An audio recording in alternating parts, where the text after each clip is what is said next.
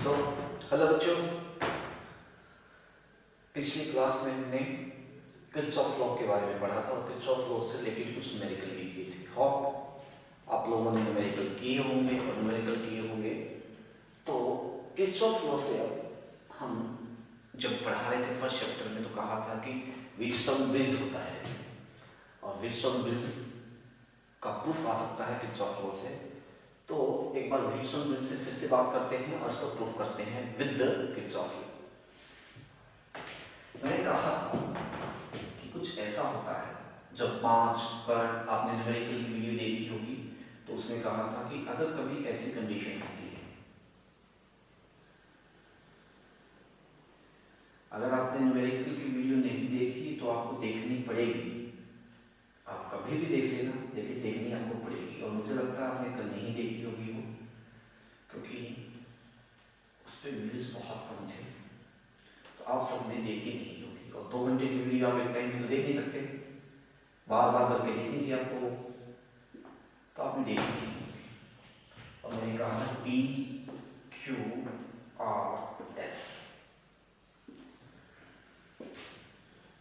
ऐसा कोई भी अरेंजमेंट है उसको व्हीटस्टोन ब्रिज का नाम दिया गया था। न्यूमेरिकल में ये सब बताया गया था। व्हीटस्टोन ब्रिज, तो सबसे पहले व्हीटस्टोन ब्रिज क्या होता है? व्हीटस्टोन ब्रिज एक मेथड है, एक जरिया है आपको क्वेश्चन सॉल्व करने का। और उसमें मैंने ये कहा था कि इफ द रेजिस्टेंस ऑफ ये वाला रेजिस्टेंस और ये वाला रेजिस्टेंस और ये if Wheatstone bridge is a principle है।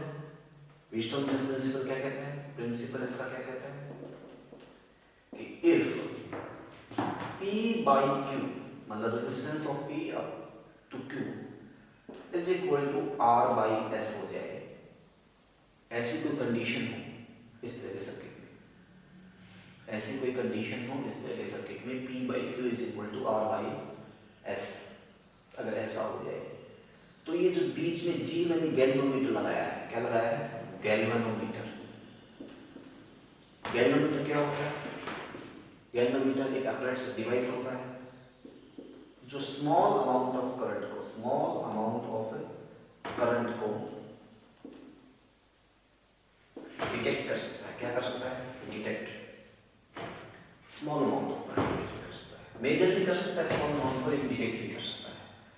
अगर कंडीशन ऐसी है कि ये रेजिस्टेंस अपॉन ये रेजिस्टेंस इज इक्वल टू ये रेजिस्टेंस अपॉन रेजिस्टेंस हो जाए, तो जो ये बीच वाली आर्म है जिसको हम आर्म कहते हैं A B C D, तो जो पीली आर्म के अंदर कोई भी करंट नहीं होगा, मतलब गैल्वेनोमीटर वाली आर्म के अंदर गैल्वेनोमीटर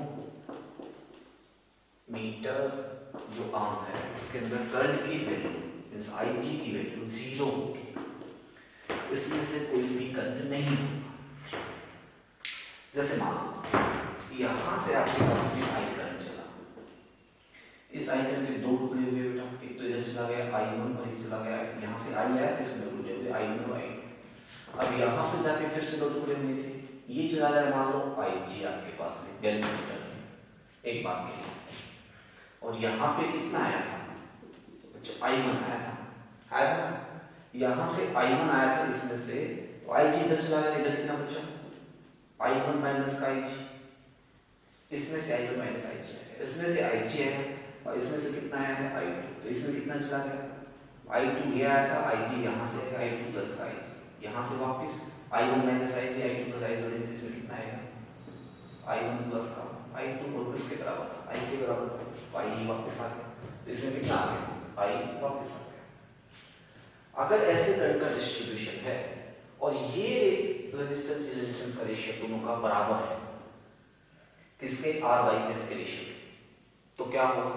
इसमें से करंट नहीं जाएगा। जैसे मान लो ये 2 ओम और ये 4 ओम, ये 6 ओम और ये आपके पास 12 ओम, तो इसका रेशियो कितना होगा? कितना होगा? 2/4 और 6/10। 2/4 कितना का? 1/2 1/2, दोनों का रेशियो बराबर है। दोनों का रेशियो बराबर है तो ये IG की वैल्यू 0, IG में जाएगा ही नहीं, इसमें तो जाएगा ही नहीं, तो ये तो हमारे लिए फालतू हो गया। है ना। करंट इसमें जब जाएगा नहीं तो ये हमारे लिए कुछ नहीं है, और कुछ नहीं है तो इसको हम काट ही देंगे, करंट जा ही नहीं रहा। और इसको सॉल्व करने का आसान है, ये दोनों सीरीज में हो जाएंगे, ये दोनों सीरीज में, इन दोनों को जोड़ दिया, इसका रेजिस्टेंस होगा R प्लस S, इसका रेजिस्टेंस होगा P प्लस Q। दो रेजिस्टेंस पैरेलल में रहेंगे, उनका रेजिस्टेंस निकाल लेंगे इक्विवेलेंट। पैरेलल ऊपर वाले दोनों सीरीज में हैं, ये इसके पैरेलल में होगा, नीचे वाले दोनों सीरीज, इन दोनों का जोड़, इन दोनों का जोड़, फिर दोनों को पैरेलल हम सॉल्व कर लेंगे। तो ऐसे सॉल्व करते थे। न्यूमेरिकल की वीडियो देखेंगे आप तो कई क्वेश्चन मिलेंगे वहाँ पे, और आपको देखनी पड़ेगी वो, तभी आपको ये चीज़ें समझ में आएंगी। मेरी सलाह आपको, उसमें ऑडियो आवाज़ में थोड़ी दिक्कत है, आप ईयरफोन लगा के थोड़ा सा ध्यान से सुनिए और स्पीड कम कर लीजिए, आपको और समझ में आने लग जाएगी, तो आपको चीज़ें समझ में आएगी और आप थोड़ा सा मैनेज करके इन चीज़ों को समझो, फिर आपको पता चलेगा कि फायदा क्या है इसका। तो मैं कहना चाह रहा था, वहाँ मैंने इसको प्रूफ नहीं किया था कि ऐसा होगा तो ऐसा हो जाएगा। कंडीशन क्या है, वेन P/Q = R/S होगा तो इस बीच वाले में से कोई भी करंट नहीं जाएगा, गैल्वेनोमीटर में से कोई करंट पास नहीं होगा। ये है इसका रिवर्स भी ट्रू है। रिवर्स क्या है कि इफ, इसका रिवर्स क्या है, इफ यहां पे अगर IG है, if IG = 0 then P/Q = R/S होगा। अगर ये है तो ये होगा, और अगर ये है तो ये होगा, दोनों ही विजडम प्रिंसिपल को शो करते हैं। अगर ऐसा कोई सर्किट है तो ऐसा बनाने का फायदा, इसके बहुत आगे फायदे हैं, ये बहुत यूज हुआ। इसके बाद मीटर ब्रिज आएगा अगला टॉपिक, वहाँ ये यूज होगा ऑब्वियसली, ठीक है। तो ये आपको करना है। अब ये थोड़ा सा लंबा चौड़ा हो गया है, हम इसका प्रूफ करते हैं और दोबारा से बनाते हैं। तो प्रूफ भी कई बार थ्योरेटिकल क्वेश्चन में पेपर में आ जाता है। कैसे करेंगे प्रूफ? सबसे पहले प्रूफ देखते हैं, तो फिर से डायग्राम बनाते हैं।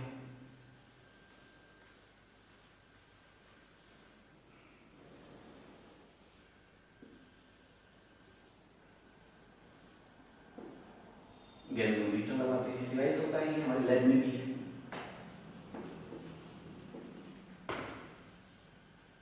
ठीक है, तो मैंने कहा था यहाँ से करंट बेटा I, तो यहाँ कितना पहुंचा I के दो टुकड़े हो गए, I1 और I2।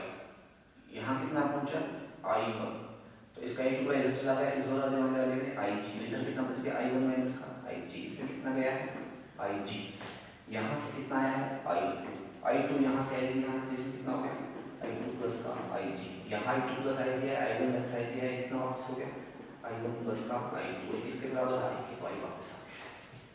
तो यहाँ कितना होगा वापस I, ये हम बात पता चलेगा, करके देखने का पता चल जाएगा। ओके, ठीक है। तो हम क्या करते हैं, किरचॉफ का रूल लगाते हैं। एक सर्किट तो ये हो गया आपके पास में, तो ये यहाँ लगा देते हैं और एक यहाँ लगा देते हैं, दो आपके पास। तो अप्लाइंग किरचॉफ, आइए लिखूंगा इसको, तो applying Kirchhoff second law on, नाम दे दो, लूप फर्स्ट लिख सकते हैं आप, इसका नाम दे दिया हमने A-B-C, वापस आपके पास D और E-F। तो अप्लाइंग A-B-D-A, अप्लाइंग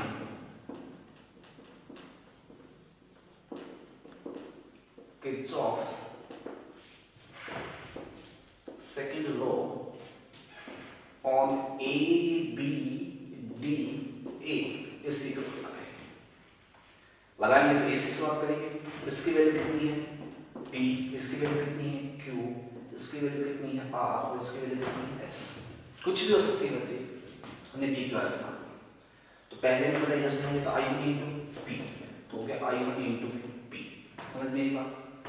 यहाँ पहुँच गए, नीचे की तरफ आएंगे इसमें तो IG into G, नीचे ही हम जा रहे हैं इसमें IG into G। यहाँ पहुँचे, यहाँ पहुँचने के बाद इधर जाना है आपके पास, तो माइनस का I2 करंट आ रहा है, उधर जाएंगे हम, अपोजिट साइड है, तो माइनस का I2 into में R इज इक्वल टू 0। एक इक्वेशन क्लियर हो गई, समझ गए, ठीक। इस दूसरी पे लगा दें तो अप्लाई किर्चॉफ सेकेंड लॉ कहाँ पे अप्लाई करेंगे? BCDB के ऊपर, BCDB के ऊपर।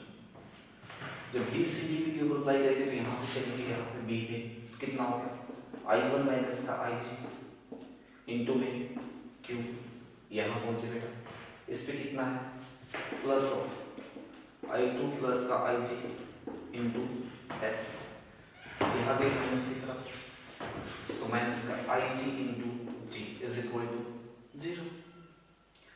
ये सेकेंड इक्वेशन। अब हम कंडीशन को अप्लाई करते हैं। किर्चॉफ लॉ ये कहता है, सॉरी किर्चॉफ प्रिंसिपल ये कहता है कि अगर इसमें IG की वैल्यू 0 है तब क्या चलेगा, वो आंसर होगा। तो हम पुटिंग IG इक्वल टू 0, दोनों इक्वेशन में IG की वैल्यू पुट करते हैं 0 पुट करते हैं। IG की वैल्यू इस पहली इक्वेशन में 0 पुट करेंगे तो बनेगी I1P, ये तो 0 है, माइनस का I2R इज इक्वल टू 0, और यहां से इसको हम कह सकते हैं I1P is equal to I2R, तो यहां से P by R is equal to I2 by I1, ये आपके पास रिजल्ट आ गया। ठीक है, समझ में? इस रिजल्ट को इस पर काम होगा, इस रिजल्ट को हम यहां ले लेंगे। तो रिजल्ट क्या है? P by R is equal I2 by I, इसको नंबर 3 लिया। अब IG की वैल्यू 0 पुट करते हैं किसमें? IG की वैल्यू 0 पुट करते हैं किसमें? सेकेंड वाली में। अगर सेकेंड वाली में आप करेंगे इसमें तो क्या होगा? यहाँ 0 पुट कर दो, यहाँ 0 पुट कर दो, और यहाँ 0 पुट कर दो, क्या बचेगा? I1 into Q 0 0 plus I2 into आपके पास I2 इंटू S, ये भी आपके पास में 0 हो गया।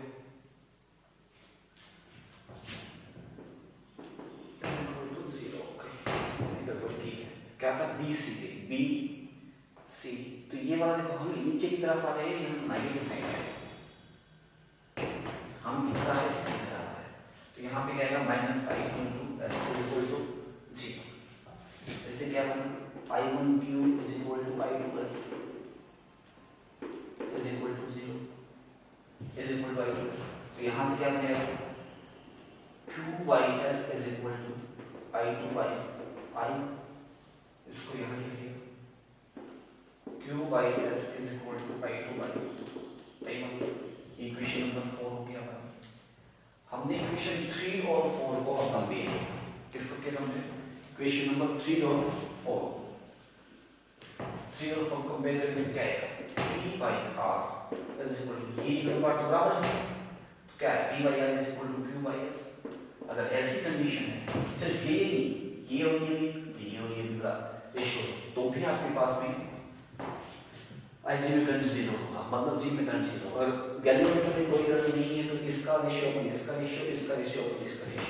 आप सोचेंगे जी आपने तो ये बताया था, ये रेशियो ये देखो कुछ नहीं है, इसको नीचे ले आओ, क्रॉस मल्टीप्लाई इसको नीचे ले आओ, ये बोला P by Q R by S, कोई भी रिजल्ट आ सकता है, ये भी सही है और ये भी सही है, की बात है ये दोनों, और ऐसी कंडीशन हो जाएगी। ये है Wheatstone bridge, Wheatstone bridge,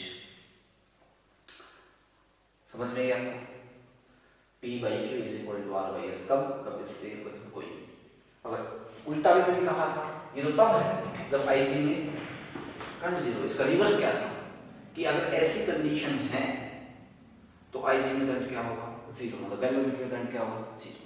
this is called Wheatstone bridge principle. क्या है? Wheatstone bridge principle. ठीक है, चलो अब जो मैंने न्यूमेरिकल करवाया था पिछली क्लास में, कुछ इस तरीके से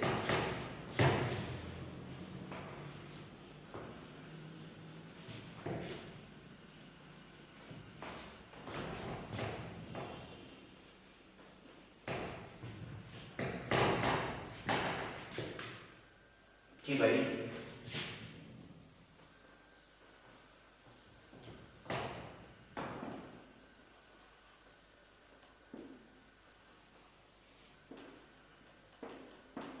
ये पॉइंट था ए और ये पॉइंट था बी। आपको करना होगा, याद रखना होगा भाई बात से। तो ये है आपके पास में 3 ओम और ये है आपके पास में 12, ठीक है। और ये है आपके पास में 4 या कुछ भी 5 ओम और ये है आपके पास में 20 ओम, ये है आपके पास में 10। Find the equivalent resistance between A and B. A और बी के बीच में इक्विवेलेंट रेजिस्टेंस निकालना है। ये क्वेश्चन कैसे सॉल्व होगा ये क्वेश्चन? देखो सबसे पहले मैंने कहा था जब भी न्यूमेरिकल करते वक्त कि जब भी जिन दो पॉइंट्स के बीच में न्यूमेरिकल की वीडियो आपको देखनी पड़ेगी और मेरी ही देखेंगे तब समझ में दिखाया भी नहीं आपको, क्योंकि आपके तरीके से समझाया मैंने इसमें जनरल वे में, मेरे को नहीं दौलत कमाने से, ये टाइम निकालना है ताकि आप समझ पाए, आपका टाइम खराब ना हो।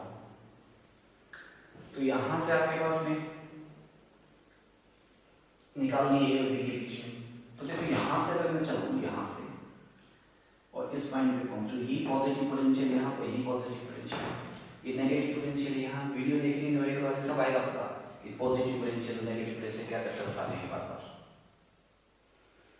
तो मैं इसका एक सर्किट डायग्राम बनाना चाहूँ। देखो पॉजिटिव पोटेंशियल है, इससे दो चीजें निकली, एक ये निकली और एक ये निकली। दो चीजें निकल गई, देखो एक तो ये निकल गई और एक तो निकल गई, दिख नहीं पाएगा। यहाँ देखो ये पॉजिटिव पोटेंशियल है, इससे दो निकली है, एक तो ये निकली है, ठीक है, और एक ये निकल गई, एक तो ये और एक ये, एक 3 ओम है, एक है 12 ओम जी। फिर नेगेटिव से दो निकली, एक तो ये और मान लिया ये, एक कितने की है, एक 5 ओम की है और एक कितने की है 20 ओम की है, ठीक है, 5 ओम की है और 20 ओम की है, समझ में? देखो ये यहाँ पहुंची, ये यहाँ पहुंची, यहाँ पहुंची और ये यहाँ पहुंची, ये दोनों एक तो इसके देखो इसका एक एंड और इसके 5 ओम से मिला हुआ है, 3 ओम का 5 ओम से मिला हुआ है, मिला दिया, समझ गए? गुड। फिर 12 ओम का 20 ओम का मिला हुआ है, मिला दिया, मिला दिया। इन दोनों के बीच में जो मिली हुई 10 ओम है, ये देखो 10 ओम है, 10 ओम। तो इन दोनों को यहाँ से जोड़ के इससे बैटरी से कोई बैटरी लगा दी। अब मैंने कहा था इसमें से करंट आई गया, कुछ करंट इधर कुछ करंट इधर, इक्विवेलेंट रेजिस्टेंस निकालो। तो इसमें से I1 और इसमें से I2 अगर 3/5 करेंगे 3/5 और 12/20 करेंगे 12/20, दिख रहा है आपको यहाँ से 12/20। तो 3 चौके 4 दिए 12, 4 3/5 है, मतलब 3/5 इज इक्वल टू 3/5, मतलब this upon this is equal to this upon this. तो व्हीटस्टोन ब्रिज प्रिंसिपल लागू हो रहा है और व्हीटस्टोन ब्रिज प्रिंसिपल लागू हो रहा है तो क्या हो गया, मतलब इसमें से कोई करंट जाएगा ही। ये ऊपर वाले दोनों किसमें हो गए, सीरीज में कितना हो गया 8 ओम का, मतलब 1 हो गया 8 ओम का। नीचे वाले किसमें हो गए, सीरीज में कितना हो गया 32 ओम हो गया, 32, ये 8 ओम का हो गया और ये 32 ओम का हो गया। दोनों को ए और बी से इक्विवेलेंट रेजिस्टेंस निकालना है, निकालेंगे। तो इक्विवेलेंट रेजिस्टेंस क्या आएगा, 1/R equivalent is equal to 1/E plus 1/32। LCM कितना होगा 32, 8 चौके 32, 4 प्लस का 1 मतलब 5/32। तो आगे करेंगे तो उल्टा हो जाएगा, मतलब 32/5, ठीक है, 6.4 ये बनेगा 6.4 होगा इस सारे का। इस कॉम्प्लेक्स सर्किट को हमने सॉल्व कर लिया और ऐसा पेपर में आता है सर्किट, और ये मैंने न्यूमेरिकल्स में करवाए हैं सारे के सारे, आपको वहाँ से लिखना पड़ेगा। मैंने यहाँ इसका प्रूफ भी दिया है, ये न्यूमेरिकल टाइप भी करवाई है ताकि आपको पता चले। This is called Wheatstone. अब सिर्फ यही काम है क्या, एक फायदा और, व्हीटस्टोन क्या फायदा है जी वो भी देखो। हम किसी भी बॉडी का रेजिस्टेंस निकाल सकते हैं, ये तो सही है, चलो रेजिस्टेंस निकाल सकते हैं, मगर और क्या कर सकते हैं, हम इसका टेम्परेचर भी फाइंड आउट कर सकते हैं, किस टेम्परेचर पे कितना रेजिस्टेंस। ठीक है, क्या करते हैं, क्या करेंगे, देखो हम मान लेते हैं कि हमने सर्किट का एलिमेंट ऐसे बना दिया, ठीक है, चलो इसका ऐसा हमने अरेंजमेंट बना दिया।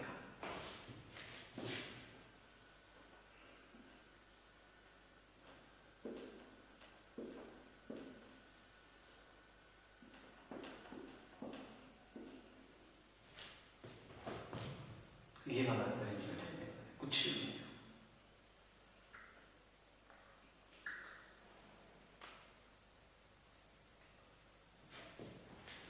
टेम्परेचर वाला हम मीटर से बनाएंगे, तब न्यूमेरिकल करवा देते हैं इसके लिए, और ये कुछ ऐसे A B C D, ये वाला है बस। क्वेश्चन में ये दे दिया कि भाई आपके पास में ये 5 ओम है, ये 7 ओम है, ये R है और ये 11 ओम है, और IG के अंदर कोई करंट है नहीं, IG के अंदर कोई करंट है नहीं, समझ गए? ठीक है, ये बात समझो आप। तो हम R की वैल्यू निकाल सकते हैं, आपको समझ में गया? R की वैल्यू निकाल सकते हैं, कैसे? हमें पता है IG में करंट नहीं, तो व्हिटस्टोन प्रिंसिपल लागू हो रहा है, समझ में? व्हिटस्टोन प्रिंसिपल लागू हो रहा है। अब व्हिटस्टोन प्रिंसिपल लागू होगा तो क्या होगा, 5/R इज इक्वल टू 7/11 होगा। तो यहाँ से R की वैल्यू क्या होगी, 11 × 5/7, आंसर होगा 55/7 अपने आप 55/7 हो। मतलब क्या है, किसी भी अननोन रेजिस्टेंस को निकालने में हमारी बहुत मदद करता है, किसी भी अननोन रेजिस्टेंस को निकालने में हमारी बहुत मदद करता है। ये इसी बात को मैं ऐसे पूछ लूँ थोड़ा सा कि अननोन रेजिस्टेंस फाइंड आउट कर सकता है। अब हमारे पास छूट हो कि हम इन दोनों को एडजस्ट कर सकें, और एडजस्ट करके यहाँ पे इस जी में वैल्यू 0 लेंगे। तो अब सोचो कि हमने एक वायर लिया और उस वायर रेजिस्टेंस R है, कुछ भी R है, ठीक है, और टेम्परेचर है 0 डिग्री सेल्सियस। कितना है टेम्परेचर? 0 degree Celsius. समझ में? हमने अभी भी कहा था, ध्यान रखो, हमने अभी कहा था कि R का वैल्यू फाइंड आउट किया जा सकता है अगर ये कंडीशन को फॉलो करता है। तो कंडीशन को फॉलो करेगा, जब इनको एडजस्ट करेंगे, एडजस्ट करेंगे मीटर ब्रिज की हेल्प से, जो अगला टॉपिक है, मतलब हम इनको एडजस्ट कर सकते हैं, एडजस्ट कर सकते हैं तो गैल्वेनोमीटर में करंट 0 आ सकता है। टेम्परेचर इस टाइम इस वायर का 0 है, हम ऐसे एडजस्ट करें, इस वायर के साथ में फ्रिज लगा दें, हम फ्रिज रखें और फ्रिज के अंदर वायर रखें, तो इस वायर का टेम्परेचर क्या हो जाएगा? 0। तो इस वायर का टेम्परेचर कैसा है? 0। तो एट 0 डिग्री सेल्सियस पे टेम्परेचर की वैल्यू तो आएगी आपके पास में, सॉरी रेजिस्टेंस की वैल्यू किससे? P/Q R/S से आ जाएगी ना।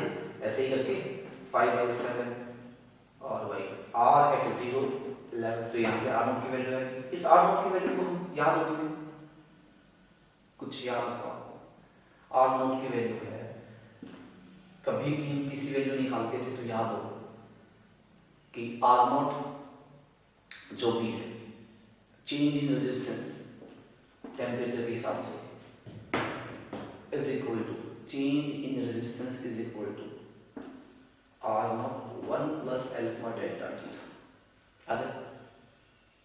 याद होगा, ठीक है। चेंज इन, हमने पहले वीडियो में बताया था, delta change in resistance is equal to R0 1 + alpha delta T. R0 की वैल्यू हमने यहाँ से निकाल ली, समझ गए? अब क्या करें, इस सर्किट को दोबारा से बनाएं। पहले क्वेश्चन में हमें R0 की वैल्यू यहाँ से मिलेगी, यहाँ के लिए बस, ठीक है, गुड। अब कंडीशन को चेंज करते हैं, टेम्परेचर को 0 की बजाय यहाँ पे हम बॉयलर लगाते हैं और इसका टेम्परेचर कितना करते हैं 100 डिग्री सेल्सियस। 100 डिग्री सेल्सियस करेंगे तो उसी से फिर हमें चेंज करके, क्योंकि हमें 100 डिग्री ये भी चेंज करने पड़ेंगे ताकि इसमें वैल्यू क्या हो जाए 0, ताकि क्या हमें ये P और Q भी चेंज करने पड़ेंगे ताकि इसमें वैल्यू क्या आ जाए, एडजस्ट करना है ना, तुक्के मार के समझो, या फिर गैस से स्पेकुलेशन से एडजस्ट करना है, बार बार आके देखना ताकि एडजस्ट हो जाए, तो इसमें कंसीव है। तो फिर से हम उसी तरीके से V by Q R by S वाले मेथड से R एट 100 डिग्री सेल्सियस इनकी वैल्यू हम एडजस्ट कर लेंगे और इसकी वैल्यू हमारे पास आ जाएगी, मतलब हमारे पास इसकी वैल्यू आ जाएगी। इसी तरीके से हमारे पास में R एट 100 डिग्री सेल्सियस पे भी वैल्यू आ जाएगी, समझ गए। इन दोनों को माइनस करेंगे तो क्या आ जाएगा R 100 माइनस का R नॉट, तो चेंज है, is equal to R naught 1 plus का अल्फा और डेल्टा टी कितना हो गया आपके पास में 100, चेंज हुआ है, समझ गए। ये चीज आपके पास है क्योंकि दोनों माइनस कर दिया है ना, और R नॉट को नीचे लिया है तो R 100 माइनस का R नॉट अपॉन में R naught is equal to 1 plus का अल्फा डेल्टा टी, समझ में आया। हम इस 1 को इधर ले आए अब लेंगे क्योंकि डेल्टा की वैल्यू तो आ चुकी थी आपके पास में। एक बात और, जो वैल्यू थी आपके पास में यहां से, ये R2 की वैल्यू थी, ठीक है, R इज इक्वल टू इसी वैल्यू पे 1 प्लस अल्फा डेल्टा टी, और इसी वैल्यू को आप डेल्टा में लिखना चाहते तो डेल्टा इज इक्वल टू था R naught alpha delta T, ये 1 नहीं था फिर, तो डेल्टा की वैल्यू क्या होगी आपके पास में, सॉरी दिस वन, तो ये होगी R naught alpha delta T, value put करेंगे बेटा यहां से क्या होगा, ध्यान से R नॉट नीचे चला गया तो बच गया alpha delta T, delta T कितना है 100, समझ में ना, del R is equal to R naught alpha delta T, ठीक है। वो करके भी दिखाऊंगा आपको, अगर इसी से कहां से आई, पिछले वीडियो आपने देखा होगा, del R is equal to R naught alpha delta T था, डेल R को लिख दिया मैंने R माइनस का R नॉट, तो चीज था is equal to R naught alpha delta T था, R नॉट इधर जाएगा, R is equal to R naught plus का R naught alpha delta T, तो R इज इक्वल टू क्या होगा, R नॉट कौन आ रहा है 1 प्लस अल्फा डेल्टा टी, है ना। डेल्टा की वैल्यू, तो डेल्टा की वैल्यू तो आपके पास मिल जाएगी, कैसे करके R 100 माइनस का R naught alpha delta T, R not नीचे अल्फा डेल्टा टी, 100 को भी आप नीचे ले आए तो आपके पास अल्फा की वैल्यू आ गई, मतलब टेम्परेचर कोएफिशिएंट, ठीक है, ऑफ रेजिस्टेंस टेम्परेचर कोएफिशिएंट। अगर आपके पास टेम्परेचर कोएफिशिएंट आ गया तो किसी भी वैल्यू पे निकाल सकते हैं, क्यों, क्योंकि ये फॉर्मूला है तो आपके पास, मान लो आपको 50 डिग्री सेल्सियस पे निकालना है, तो अब आपको निकालना, अब ये करने की जरूरत नहीं है, आपको अल्फा की वैल्यू मिल गई, यहाँ से अल्फा की वैल्यू आपके पास में मिल गई, तो क्या होगा हमें निकालना है किस पे 50 पे, R नॉट की वैल्यू 0 पे हमें पता थी, 1 अल्फा की वैल्यू यहाँ से आ गई थी, डेल्टा टी 0 से 50 के बीच में 50 थी, सबकी वैल्यू पता है हमें, तो R की वैल्यू निकल जाएगी। यहाँ से प्रैक्टिकल एप्लीकेशन कर सकते हैं टेम्परेचर की, आपको समझ में आई। ऐसे ही तो न्यूमेरिकल है बुक में, सीधी सीधी वैल्यू है, आपको उनको करना है और कुछ पढ़ना है थोड़ा बहुत। फिर से मैं आपसे रिक्वेस्ट करूँगा कि आप पढ़िए बार बार इन चीज़ों को, और जब बार बार इन चीज़ों को पढ़ेंगे तो आपको समझ में भी आएंगी। इससे अगला टॉपिक हमारा मीटर ब्रिज होगा, जो व्हिटस्टोन ब्रिज की प्रैक्टिकल एप्लीकेशन होगा, और मीटर ब्रिज के बाद में हमारा पोटेंशियोमीटर होगा, और फिर चैप्टर का एंड हो जाएगा करंट इलेक्ट्रिसिटी का। तो 2 टॉपिक और बाकी है हमारे, फिर दोनों के न्यूमेरिकल भी बाकी है, समझ गए।